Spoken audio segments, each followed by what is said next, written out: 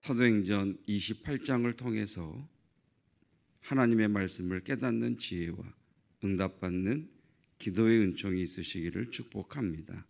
사도행전 28장 11절로 15절까지 말씀입니다. 석 달 후에 우리가 그 섬에서 겨울을 난 알렉산드리아 배를 타고 떠나니 그 배의 머리 장식은 디오수구로라. 수라구사에 대고 사흘을 있다가 거기서 둘러가서 레기온에 이르러 하루를 지낸 후 남풍이 일어나므로 이튿날 보디올에 이르러 거기서 형제들을 만나 그들의 청함을 받아 이레를 함께 머무니라. 그래서 우리는 이와 같이 로마로 가니라. 그곳 형제들이 우리 소식을 듣고 앞비오 광장과 트레이스 타베르네까지 맞으러 오니 바울이 그들을 보고 하나님께 감사하고 담대한 마음을 얻으니라. 아멘. 바울이 이제 로마로 들어가는 그러한 과정에 대한 말씀이 기록된 내용이 11절로 15절까지 말씀입니다. 28장 1절을 보면 풍랑 유라굴로를 만나서 대해에서 표류했던 알렉산드리아 배는 멜리데라고 하는 섬에 도착을 하게 됐지요. 오늘날 지명은 몰타 섬입니다. 그곳에서 석 달 후에 그 섬에서 겨울을 나고 배를 타고 로마로 가는 과정입니다. 여러분들이 성경 지도, 성경 앞이나 뒤에 나와 있는 성경 지도를 보시면 조금 유심히 보시면 보디올까지는 배를 타고 가고 그리고 보디올에서부터는 로마까지 육로로 이동한 과정을 보게 됩니다. 사도행전은 이렇게 바울이 로마에 도착을 하고 로마에서 복음을 증거하는 곳으로 끝을 맺게 됩니다. 자, 로마로 들어가는 바울에게 하나님이 주신 은혜, 하나님이 주신 복이 오늘 본문의 말씀입니다. 자, 로마는 바울이 가고자 했던 곳이고 바울이나 어떤 사람이 로마의 복음을 증거했다라고 하는 그런 기록은 우리가 찾아보기 힘들지만 사도행전 2장 오순절 사건 날에 15개국인가로부터 온 사람들이 사도들의 오순절 성령 사건을 통해서 자기 나라의 언어로 복음을 듣습니다. 그때 온 나라 가운데 로마가 있습니다. 그래서 우리가 생각하기는 그때 와서 복음을 들은 사람을 통해 이제 복음을 갖게 되고 그 사람이 로마로 돌아가서 복음을 증거함으로 말미암아 로마에 이미 바울이 도착하기 전에 예수님을 믿는 형제들이 있었다는 것을 알게 됩니다. 여러분도 들어서 아시겠지만 우리나라는 세계 선교사에 있어서 아주 독특한 나라입니다. 선교사님이 오기 전에 성경이 번역된 나라, 대한민국밖에 없습니다. 선교사님이 오기 전에 성도가 존재했던 나라, 하나님의 은혜이지요. 그것처럼 로마에도 바울이 도착했을 때 이미 그곳에 믿음의 형제들이 있었다는 것을 알 수가 있고 하나님께서는 바울, 복음을 위해서 자기의 목숨을 아끼지 아니한 바울을 위하여 예비하신 은혜와 복이 무엇이냐면 그 믿음의 형제들이 바울을 찾아오게 하시고 바울을 만나게 하시고 바울과 그들이 함께 주의 은혜를 나누며 로마까지 가는 약 65km가 넘는 그 육로를 그 믿음의 형제들과 함께 동행하게 하시는 은혜를 주십니다. 여러분, 하나님께서 우리에게 복을 주실 때 만남을 통해 복을 주시는데 우리가 주님을 경외하고 성령의 위로를 따라 행할 때 하나님이 주시는 복이 무엇이냐? 사람들을 붙여주시더라는 겁니다. 믿음의 사람들, 은혜를 나누는 사람들, 주님을 높이는 사람들, 그래서 그들을 만남으로 바울의 믿음이 더욱 단단해지고 바울을 만난 이들의 믿음 또한 더욱 단단해지더라는 것입니다. 12절, 수라구사에 내고 사흘을 있다가 거기서 둘러가서 레기온에 이르러 하루를 지낸 후 남풍이 일어나므로 이튿날 보디올이라고 하는 곳에 도착하게 됩니다. 배를 타고 간 거죠. 자, 그곳에서 누구를 만납니까? 형제들을 만납니다. 여기서 말하는 형제가 믿음의 형제입니다.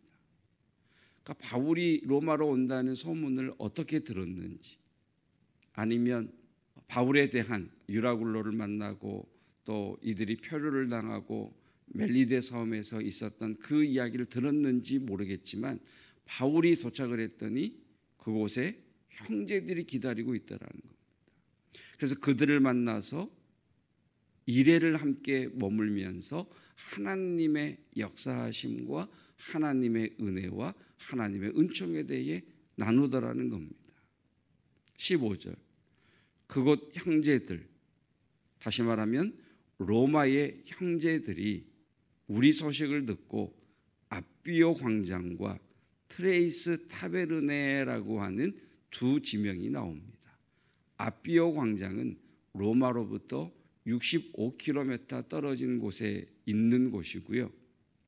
트레이스 타베르네라고 하는 것은 왜 이렇게 성경을 번역하면서 바꿔놨는지 모르겠지만 그 번호표 밑에 쭉 밑에 가서 보시면 헬라어로 새 여관, 그래서 옛날 성경에는 삼관 이렇게 되어 있습니다.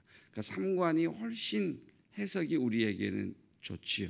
삼관이라고 하는 지명을 쓰는 곳인 걸 보면 그곳이 유명한 어떤 호텔이 있었던 곳인 것 같습니다. 그곳은 로마로부터 약 50km 정도 떨어진 곳입니다. 그러니까 바울이 로마에 도착을 해서 항구에 도착하자 그곳에서 형제들이 바울을 만나 일주일을 지내며 주의 은혜를 나누고 이제 로마로 가기 위하여 아비오 광장에 딱 왔더니 세상의 믿음의 형제들이, 허당한 증인들이 믿음의 성도를 보고 응원하고 그를 축복하는 것처럼 그가 아비오 광장에 왔더니 그곳에서 형제들이 바울을 기다리고 있는 겁니다. 그리고 그곳에서 15km를 더 가서 삼관이라고 하는 곳에 갔더니 그곳에서도 로마로부터 출발한 믿음의 형제들이 바울을 맞이해 주더라는 것입니다. 그러니까 아비오 광장과 삼관에 있던 성도들이 아니라 로마에 있던 성도들이 바울이 온다는 이야기를 듣고 무려 일찍 출발한 사람들은 65km가 떨어진 아비오 광장에서 바울을 맞이하고 조금 늦게 출발한 사람들은 삼관이라고 하는 곳에서 바울을 영접하더라는 것입니다. 제가 생각할 때 이때 바울이 하나님의 위로와 하나님의 은혜와 하나님의 이끄심에 대하여 다시 한번 사로잡혔을 것 같습니다.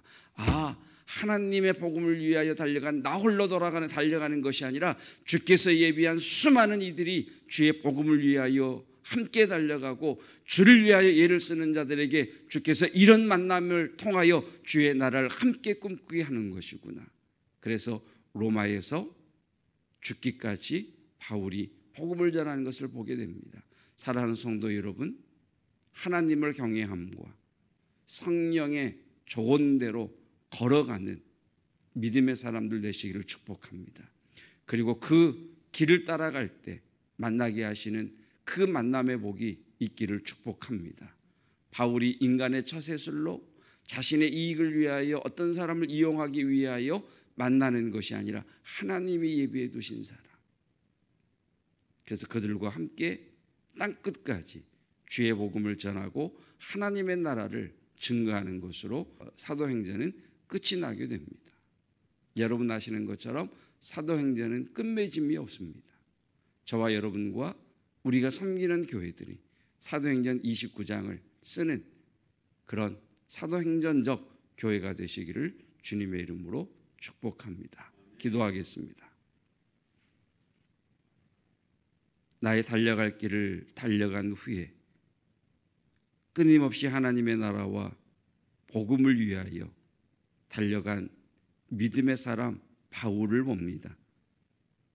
우리의 기도의 소원과 우리 가정과 나의 일상의 기도가 중요하지만 그 기도보다 하나님 나라의 복음을 위하여 달려간 믿음의 사람 바울처럼 우리가 섬기는 교회들이 하나님 나라의 복음을 꿈꾸게 하시고 주의 복음이 땅끝까지 이르러 증거되는 것을 소망하는 사도행전적 믿음이 다시 한번 불타오르기를 원합니다.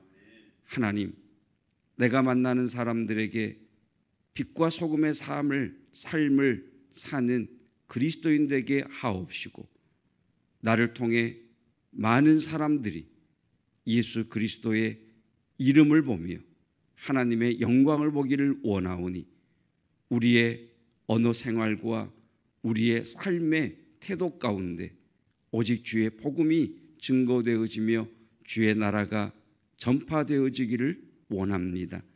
바울이 복음을 위하여 달려갈 길을 달려갈 때에 보디올에서 믿음의 형제들을 예비하여 그와 함께 하신 주님, 아비오 광장에서 삼관에서 로마로부터 온 믿음의 형제들을 만남으로 하나님의 나라의 복음을 위하여 달려가는 이가 나 혼자가 아니라 주께서 예비한 7,000명의 사람들이 있음을 보게 하시고 만나게 하시고 은혜를 나누게 하시고 그들과 함께 65km가 넘는 로마로 가는 그 길을 걸어가며 하나님이 행하신 일을 고백하고 찬양하고 함께 기도하며 나누었던 것처럼 주님, 우리에게도 믿음의 좋은 동역자를 만나는 복이 있기를 원합니다. 만나면 주의 은혜를 이야기하고 만나면 하나님이 행하신 일을 고백하고 만나면 주의 나라를 꿈꾸는 그런 믿음의 하나님 공동체 모임들이 일어나기를 원합니다. 사도행전적 교회로 사도행전 29장을 써내려가기를 소망하오니 하나님을 경외함과 성령의 조언을 따라 걸어가는 믿음의 사람들 되게 하옵소서. 7월 마지막 날입니다. 하나님, 어느덧 7월이 지나가고 있습니다. 하나님, 2020년은 코로나 바이러스로 인하여 하루하루 한 달 한 달이 어떻게 지나갔는지 모르겠습니다. 그러나 우리가 분명히 깨닫는 것, 내일 8월도 주님의 손 안에 있다는 사실입니다. 그래서 우리는 7월을 감사로 보내며 8월을 믿음과 소망으로 맞이하오니 우리와 함께 하시는 주와 동행하는 믿음의 성도들 될 수 있도록 축복하여 주시옵소서.